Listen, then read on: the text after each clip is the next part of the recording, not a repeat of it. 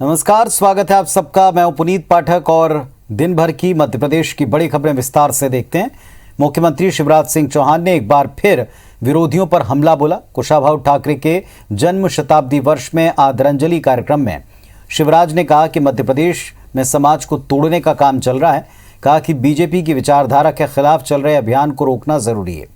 साफ तौर पर समाज में कुछ ऐसे तत्व मौजूद हैं जो समाज को बांटना चाहते हैं। शिवराज ने चेतावनी भरे लहजे में कहा कि भ्रम फैलाने वालों की साजिश को प्रदेश में कामयाब नहीं होने देंगे। क्या समाज में कई ऐसे तत्व शामिल है, कैलाश जी से भी मेरी चर्चा हो रही थी, अनेकों क्षेत्रों में जो समाज को तोड़ना चाहते हैं।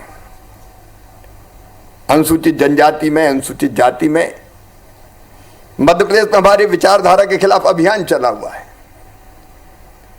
इसलिए संगठन पर्व का लाभ उठा के पूर्णकालिक निकाले हम। पूर्णकालिक मीन्स जो समय की बात 100 दिन के लिए, 200 दिन के लिए, 50 दिन के लिए, और ऐसे क्षेत्रों में पूरी ताकत के साथ हम प्रवेश कर जाएं जहां हमारे विचार के खिलाफ भड़काने की कोशिश हो रही, गलत फहमी और भ्रम फैलाने की कोशिश हो रही है। कुशाभाऊ ठाकरे की जयंती पर बीजेपी आज प्रदेश भर में कई सारे कार्यक्रमों का आयोजन उसने किया।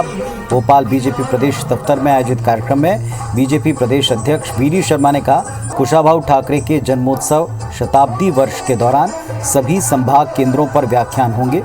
यूथ फॉर द नेशन और पॉलिटिक्स फॉर द नेशन अभियान चलाया जाएगा। इसमें 1 करोड़ युवाओं के साथ कनेक्टिविटी बनाने पर काम होगा। इस दौरान सुंदरकांड का पाठ रखा गया। सांसद साध्वी प्रज्ञा ठाकुर, प्रदेश अध्यक्ष वी.डी. शर्मा भी उपस्थित रहे। इस अवसर पर कुशाभाऊ ठाकरे के जीवन पर आधारित एक चित्र प्रदर्शनी और वर्ष भर आयोजित होने वाले कार्यक्रमों के प्रतीक चिन्हों का लोकार्पण हुआ। बातचीत में कहा कि 25 सितंबर से लेकर के 2 अक्टूबर तक सभी जनप्रतिनिधि, खासतौर पर हमारे सांसद और विधायक, कोई एक प्रकल्प सामाजिक तौर पर वो चयन करेंगे और पूरे मध्य प्रदेश में 1 करोड़ से ज्यादा युवाओं की कनेक्टिविटी बनाने के लिए यूथ फॉर द नेशन और politics for the nation concept पर हम काम करेंगे। चुनाव में सड़क, बिजली, पानी हमेशा से बड़े मुद्दे रहे जो जनता से सीधे जुड़ते हैं। बहुत वक्त नहीं हुआ जब राजधानी में सड़कों की स्थिति को लेकर, खस्ता हाल को लेकर मुख्यमंत्री ने अधिकारियों को फटकारा था। फौरन उन्हें दुरुस्त करने का निर्देश दिया। प्रदेश में अब कई इलाकों में अघोषित बिजली कटौती ने लोगों को परेशान किया है, जिस पर सत्तासीन भाजपा के जनप्रतिनिधियों ने आक्रोश जताते हुए जल्दी ही इसे दूर करने की मांग की। जाहिर तौर पर विपक्ष के लिए यह बड़ा मुद्दा है।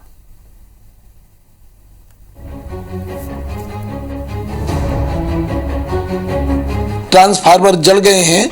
एक मेरे अकेले मैयर विधानसभा कम से कम 100 ट्रांसफार्मर जली हुई है।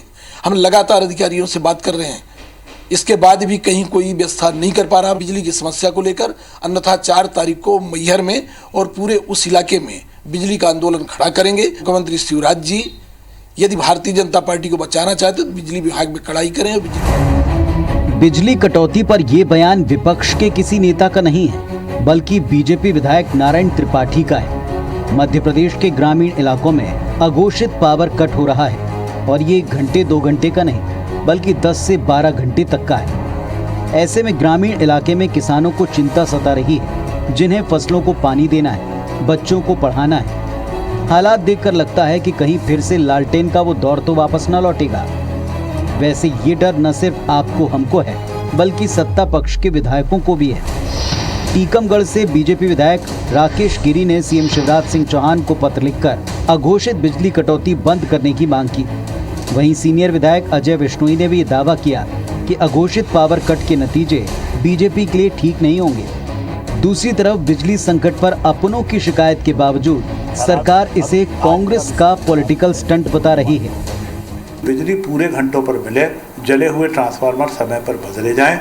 इस संदर्भ में मैंने माननीय मुख्यमंत्री जी को भी एक पत्र लिखा था और उसमें एक सबसे आवश्यक चीज़ जो समझ में आती है वो है मेंटेनेंस। जब तक सरकार मेंटेनेंस के लिए पैसा नहीं देगी, ये स्थिति में सुधार नहीं होगा, लोगों की नाराजगी दूर नहीं होगी। प्लांट हैं पावर ट्रांसमिशन के, उनमें व्यवधान आया है, उनमें खराबी आई है, इससे स्वाभाविक रूप से थोड़े दिन दिक्कत रहने वाली। खराबी अभी आज का विषय खराबी है, कोई पानी विषय नहीं। मध्य प्रदेश में बिजली संकट को लेकर कांग्रेस भी हमलावर है। इसे सियासी मुद्दा बनाने की कोशिश कांग्रेस पार्टी पुरजोर तरीके से कर रही है। कांग्रेस को 2018 में किसानों की कर्ज माफी और बिजली बिल हाफ पर जनता का भरपूर समर्थन और सत्ता मिली। पूर्व मुख्यमंत्री कमलनाथ ने बिजली संकट को लेकर बीजेपी सरकार को जिम्मेदार बताया। कमलनाथ ने ट्वीट किया कि प्रदेश में बिजली संकट दिन ब दिन गहराता जा रहा है। ग्रामीण क्षेत्रों, कृषि क्षेत्रों की स्थिति बेहद खराब है। कई घंटों की अघोषित कटौती की जा रही है। कई ताप विद्युत परियोजनाएं बंद होने की कगार पर हैं। मांग और आपूर्ति में बड़ा फर्क सामने आ रहा है। सरकार इन सब मामलों से बेखबर बनी है। मैं सरकार से मांग करता हूं कि प्रदेश की जनता को इस बिजली संकट और मनमाने बिजली बिलों से मुक्ति दिलाएं, अन्यथा कांग्रेस चुप नहीं बैठेगी। इस मुद्दे पर हम प्रदेश व्यापी आंदोलन करेंगे। महंगी बिजली खरीद रही है सरकार और उसका भी भुगतान समय पे नहीं कर पा रही है। जिस प्रकार से विद्युत मंडल द्वारा अराजकता, विद्युत कंपनियों द्वारा अराजकता फैलाई जा रही है, ये घोर निंदनीय है। और अगर इस पूरी मामले की जांच कराई जाएगी तो शिवराज सिंह जी की सरकार कटघरे में खड़ी मिलेगी। किसान बहुत परेशान है। आम गरीब बिजली की समस्याओं से कहीं झूलते तार, कई हादसे हुए पूर्व में कि ट्रांसफार्मर खराब इतने जल्दी कैसे हो जाती, उस पर सुधार हुआ क्योंकि इस पर भ्रष्टाचार हो रहा। ऑयल का मामला होता है या जल जाना, जब आप अच्छी लगाओ तो जल कैसी रहेगी, ये बहुत बड़ा घोटाला है। बिजली संकट की एक बड़ी वजह सिंगाजी, सारनी, बीर सिंहपुर और चचाई जैसे पावर प्लांट में बिजली उत्पादन प्रभावित होना है। इन प्लांट्स में काम तकरीबन बंद है। दरअसल इस वक्त बिजली की मांग अधिक नहीं होने के कारण मेंटेनेंस का काम किया जाता है। इससे बिजली आपूर्ति प्रभावित होती है। हालांकि उत्पादन पर्याप्त होने से इसका असर दिखाई नहीं देता, लेकिन इस बार प्रदेश के बांध सूखे पड़े हैं, कोयले की भारी कमी है, बिजली का प्रोडक्शन तकरीबन बंद है और ऐसे में उपभोक्ताओं को मेंटेनेंस के वक्त दी जाने वाली बिजली के ना होने के कारण बिजली संकट गहरा गया है। यानी बीजेपी सरकार के सामने बड़ी चुनौती है, क्योंकि इस मुद्दे पर कांग्रेस ने साफ तौर पर इसे लालटेन युग की वापसी करार दिया है। नवीन कुमार सिंह, IBC 24, भोपाल। मध्य प्रदेश में 2018 के विधानसभा चुनाव में हार का मुंह देख चुकी बीजेपी अब मिशन 2023 की तैयारी के लिए फूंक फूंक कर कदम आगे बढ़ा रही है। आगामी विधानसभा चुनाव से पहले बीजेपी ने संगठन को मजबूत करना शुरू कर दिया। इसके लिए संगठन ने सरकार के मंत्रियों के कामकाज पर नजरें टिका दी हैं। मंत्रियों को अपने प्रभार वाले जिलों में सत्ता और संगठन दोनों के लिए काम करना होगा। प्रभारी मंत्रियों के काम का मूल्यांकन और रिपोर्ट प्रभार के जिला संगठन पदाधिकारी तैयार करेंगे। बीजेपी को पिछले चुनाव में कार्यकर्ताओं की नाराजगी का खामियाजा सत्ता से बाहर होकर भुगतना पड़ा था। 2023 में ये स्थिति न बने, इसके लिए बीजेपी ने कार्यकर्ताओं को सिर आंख पर बिठाना शुरू कर दिया। संगठन ने मंत्रियों के जिलों के दौरे के दौरान बूथ स्तर के कार्यकर्ताओं के साथ बैठक करना अनिवार्य किया। कार्यकर्ताओं की शिकायत दूर होगी कि उनकी बात सुनी नहीं जाती।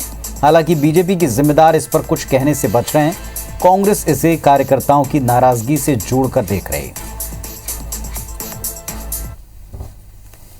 इसलिए भारतीय जनता पार्टी में सदैव परंपरा रही है, हमारे संगठन स्तर पर भी और सरकार स्तर पर जो लोग सत्ता में जो कार्यकर्ता काम करते हैं और संगठन में जो कार्यकर्ता काम करते हैं, सब लोग मिलकर के भूमिका में हम लोग रहते हैं। इसलिए इस प्रकार की भी व्यवस्था हमारे यहाँ लगातार है और इससे व्यवस्था को और मजबूत करने का हमारा प्रयास निर्णय संगठन ने लिया है। साल भर से ऊपर हो गया, आपने देखा किसी जिले में प्रभारी मंत्री को नहीं भेजा गया। इसका मतलब यह है कि सरकार कहीं ना कहीं सारी व्यवस्थाएं अपने हाथ में रखना चाहती है। प्रभारी मंत्री कार्यकर्ताओं की सुन नहीं रहे। प्रभारी मंत्रियों से कार्यकर्ताओं की नाराजगी है, जो आपने देखा होगा कोरोना के समय भी सामने आई और आज भी सामने आ रही है। और इस वक्त एक बड़ी खबर नीमच से हमको मिल रही है। पुलिसकर्मी से मारपीट का वीडियो वायरल हुआ। शांति भंग करने के आरोपी युवक ने मारपीट की। आरोपी युवक को पुलिसकर्मी ले जा रहे थे थाने और इसी दौरान युवक ने पुलिसकर्मी से मारपीट शुरू कर दी। ये तस्वीरें आप देखें, जो अशांति फैलाने का आरोपी था, पुलिस जब पकड़ कर ले जा रही थी तो पुलिसकर्मी से ही मारपीट की और ये वीडियो पुलिसकर्मी से मारपीट का वायरल हो गया। शांति भंग करने के आरोपी युवक ने पुलिस के ऊपर भी हाथ उठाया, मारपीट की। बहुत गया है, बहुत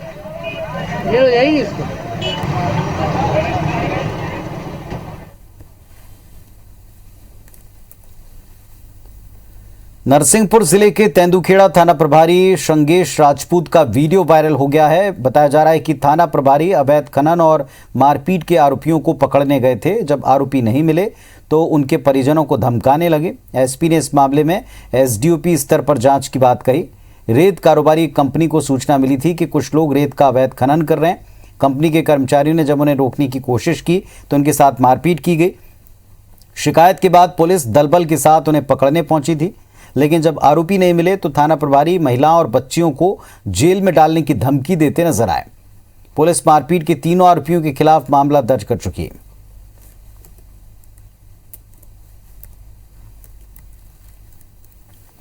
इंदौर में एक बार फिर ट्रक कटिंग का माल चोरी करने की वारदातें शुरू हो गई। पुलिस को शहर में इन वारदातों के लिए देवास के कंजर गिरोह पर शक है। इसके चलते पुलिस उनके डेरों पर छापे मारने की योजना बना रही है। ये बदमाश देवास नाके पर माल भरने आए ट्रकों के पीछे लग जाते हैं। रास्ते में चलती गाड़ी पर चढ़कर उनमें से लाखों का माल उड़ा देते हैं। इंदौर के नजदीकी सांवेर में हाल ही में एक शिकायत दर्ज हुई, जिसमें वाहन चालक ने देवास नाका स्थित राठी ट्रांसपोर्ट से कार्टन लेकर सांवेर के लिए निकले, लेकिन कुछ ही दूर आगे बदमाश उसकी गाड़ी पर चढ़ गए और त्रिपाल काटकर लाखों के कार्टन उतारकर भाग निकले। सीसीटीवी फुटेज के आधार पर पुलिस जांच में जुटी है।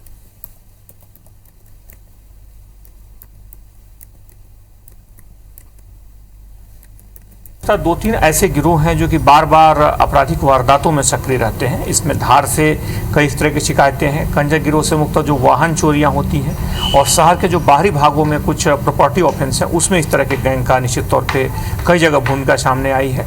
पुलिस की लगातार सक्रियता चल रही है। ऐसे गिरोहों पर पुलिस लगातार अंकुश लगा रही है। इंदौर में 100% वैक्सीनेशन के लिए 28,07,558 लोगों को टीका लगाने का लक्ष्य रखा गया, जिनमें से सिर्फ 40,000 लोगों को सिंगल डोज लगना बाकी है, जबकि 2 लाख से ज़्यादा ऐसे लोग हैं जिनको दूसरा डोज नहीं लगा, जबकि उनका टाइम लिमिट जो है ख़त्म हो चुकी है, लेकिन वे वैक्सीन नहीं लगा रहे। स्वास्थ्य विभाग इसको लेकर चिंतित है। यही वजह कि जन्माष्टमी पर पूरे प्रदेश में वैक्सीनेशन बंद होने के बावजूद इंदौर में वैक्सीन लगाई जा रही। पूरे जिले में 76 मोबाइल टीमें और 300 केंद्रों पर वैक्सीनेशन का काम जारी रहा। पहले डोज के साथ दूसरे डोज लगाने पर विशेष जोर दिया जा रहा है। कोशिश करके हमें इसे 100% करना है इंदौर को। इसी उसमें आज भी वैक्सीनेशन पूरे मनोयोग से किया जा रहा है। सभी टीम मेंबर्स, सभी डिपार्टमेंट्स लगे हुए हैं जिनमें लोगों को मोबिलाइज किया जा सके। चलिए अब कुछ तस्वीरें और खबरें दिखाते हैं श्री कृष्ण जन्माष्टमी से जुड़ी हुई।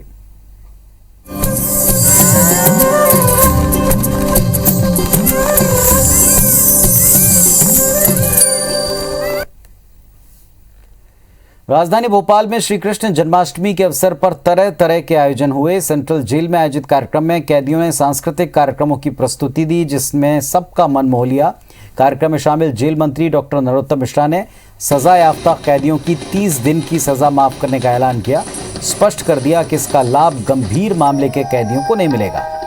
प्रदेश की जेलों में उपवास करने वाले बंदियों के लिए फलाहार की व्यवस्था करने का निर्देश दिया है। जेल मंत्री ने कोविड के समय पेरोल पर छोड़े गए कैदियों के संबंध में कहा, 5,000 कैदियों को पेरोल दी जाती थी, जो अभी यथावत रहेगी। मंत्री ने यह बताया कि सरकार ने 10,000 कैदियों की जमानत का प्रस्ताव न्यायालय को भेजा है।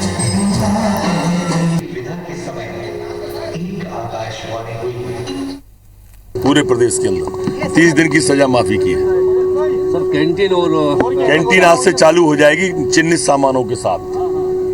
उपवास और क्या उपवास की सामग्री और पकवान, अगर उपवास नहीं है तो पकवान, और जिसका उपवास है उसे फलाहार की सामग्री आज मिलेगी। सर 10,000 कैदियों को भी आपने जमानत के लिए प्रस्ताव प्रेषित किया है न्यायालय के लिए। व्रत भी रखती हैं महिलाएं और उनको तमाम जो चीज़ प्रतिदिन भोजन में मिलती थी वो मिलती थी उनको, तो फलाहार भी मिले और स्वादिष्ट भोजन भी मिले, पकवान मिले उनको। इस प्रकार से आज मैंने माननीय गृह मंत्री जी, जेल मंत्री जी हैं, उनको मैंने आग्रह किया, उन्होंने उस बात को स्वीकार किया और ये कहा कि आज के दिन भी फीस्ट होना चाहिए। राष्ट्रीय स्वयंसेवक संघ धार में जन्माष्टमी पर पथ संचलन का आयोजन किया। नौगांव के किला मैदान से शुरू हुआ पथ संचलन, जिसमें स्वयंसेवक बैंड की धुन पर कदमताल करते हुए स्वयंसेवक आगे बढ़े। पथ संचलन घोड़ा चौपाटी, मोहन टॉकीज, बख्तावर मार्ग, धान मंडी चौराहा, आनंद चौपाटी होते हुए राजबाड़ा पहुंचा, जहां गोपाल मंदिर के सामने बाल स्वयंसेवकों ने बांसुरी वादन किया। पथ संचलन में सभी बस्तियों की शाखाओं से 100 से अधिक बाल स्वयंसेवकों ने हिस्सा लिया। पथ संचलन के दौरान बारिश भी हुई, लेकिन स्वयं सेवकों के पैर डिगे नहीं। कदमताल करते हुए ये आगे बढ़ते रहे।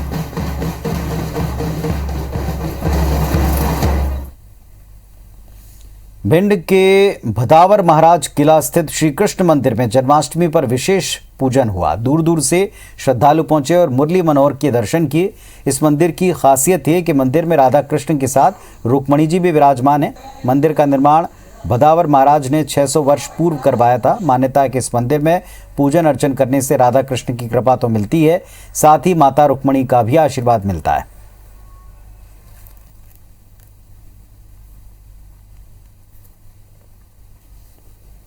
अब राजधानी भोपाल में भी गोल्ड के फ्रोजन फूड प्रोडक्ट्स की डिमांड बढ़ गई है। भोपाल में अब तक गोल्ड फ्रोजन फूड के 25 आउटलेट शुरू हो चुके हैं। खास बात यह कि ग्राहकों में प्रोडक्ट को लेकर जबरदस्त दिलचस्पी देखने को मिल रही। शहर के सिद्धि विनायक रिटेल के संचालक अंकित अग्रवाल ने इन प्रोडक्ट्स के बारे में बताया कि लोगों का काफ़ी अच्छा रिस्पॉन्स अब तक देखने को मिला है। न सिर्फ राजधानी भोपाल बल्कि देश और विदेश में इन फूड की काफ़ी डिमांड है। ग्राहकों का ये मानना है कि ये फूड बनाने में आसान है, ख़ास तौर पर उन लोगों के लिए जो वर्किंग है। बच्चों में भी इसका काफ़ी क्रेज़ दिखता है। इनमें बहुत सारी वैरायटीज़ हैं जो टेस्टी होने के साथ हेल्दी भी हैं। जितने भी प्रोडक्ट्स आ रहे हैं पूरे हेल्थ कॉन्शियस आ रहे हैं, यानी हेल्थ से रिलेटेड आ रहे हैं, जिसको परचेज करने में लोगों को बिल्कुल भी सोचना नहीं पड़ रहा। सब अपने हेल्थ को ध्यान में रख के कोई भी प्रोडक्ट खरीद रहे हैं, खाने का आइटम, तो ये पूरे हेल्थ कॉन्शियस प्रोडक्ट दे रहे हैं। जितने भी आइटम हैं सब डिफरेंट आए हैं, नए हैं, जो कस्टमर को भी अट्रैक्ट कर रहे हैं। जैसे बीटरूट टिक्की आई है और भी ऐसे कई प्रोडक्ट है जो बहुत पसंद कर रहे हैं लोग। तो ये बहुत इजी है, मैंने अभी ट्राई किया तो अच्छा लगा मुझे, तो अभी मैं इसको प्रेफर करूँगी और सबको भी बोलूँगी कि ये बहुत अच्छा है, हेल्दी है और रेडी, ज़्यादा टाइम नहीं लगता है, रेडी टू प्रिपेयर है। तो इस बुलेटिन में फिलहाल इतना ही। खबरों अपडेट्स के लिए आप देखते रहें IBC 24। नमस्कार।